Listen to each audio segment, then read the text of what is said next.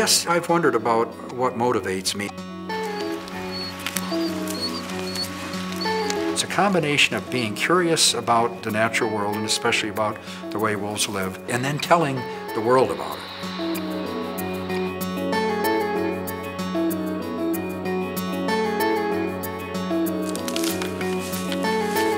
He's like the embodiment of wolves. You think he's just going to start growling. I mean, that's Dave. He's just this intense person. He's a guru of wolves. He has tremendous focus. And if you've ever watched a wolf stalking its prey, you see that same level of focus and intensity. I've known David for many years and been just total admirer of his work and a total admirer of his approach to saving an animal that some people hate.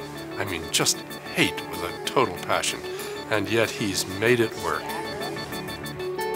The largest danger to the wolf may be its reputation as a threat to man and his holdings. Stories throughout history have depicted the wolf as an adversary, and by the mid-1950s, worldwide populations were dwindling to dangerous lows. It was then that David Mech, a Purdue University graduate student, began to lay the foundation for a career on the Isle Royale.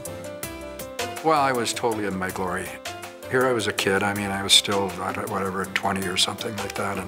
And here's this very wild place, and it was mine to roam. I could roam all over it, and I felt like a wolf myself.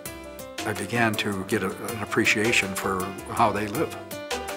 It was then that Mech began to further study behavioral traits, prolifically writing about his findings, hoping to change the public's perception of the wolf. By helping to develop and use radio collar technology, he was able to track migration patterns and take the information to a skeptical public.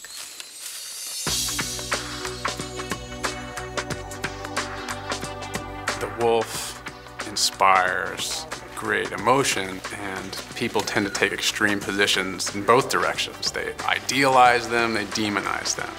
And by providing the facts, Dave's kind of helped everyone in society understand that they're not angels, they're not devils, they're just critters, and it just moves everybody to the middle, to a point of agreement.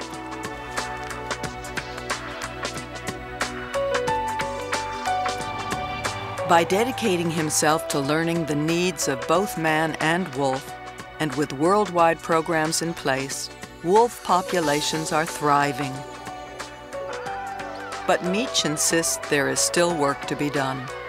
Well, when he first started working on wolves, there were several hundred wolves in northern Minnesota and a couple dozen on Isle Royale, and that was it. And you know, now we've got over 5,000 wolves in the lower 48.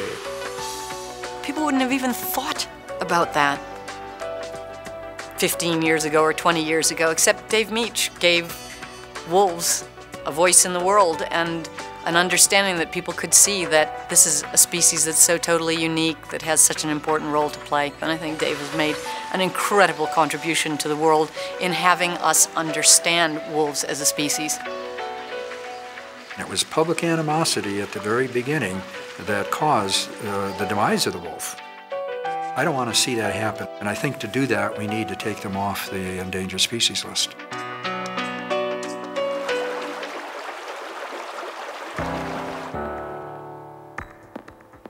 I think Dave's legacy is going to be that there are wolves on the ground.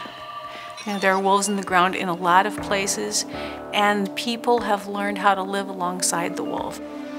Dave's a hero. He's been working like crazy for decades and advancing the frontiers of our knowledge.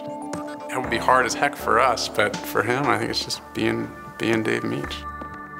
I've never felt in my whole career that I shouldn't have taken the path I did. I've always loved what I've done. I still do. I'm 4 or 5 years past full retirement. I do not consider myself any kind of a hero. I've done what any scientist would do in my place, and if it's had some good effects, I'm happy for that.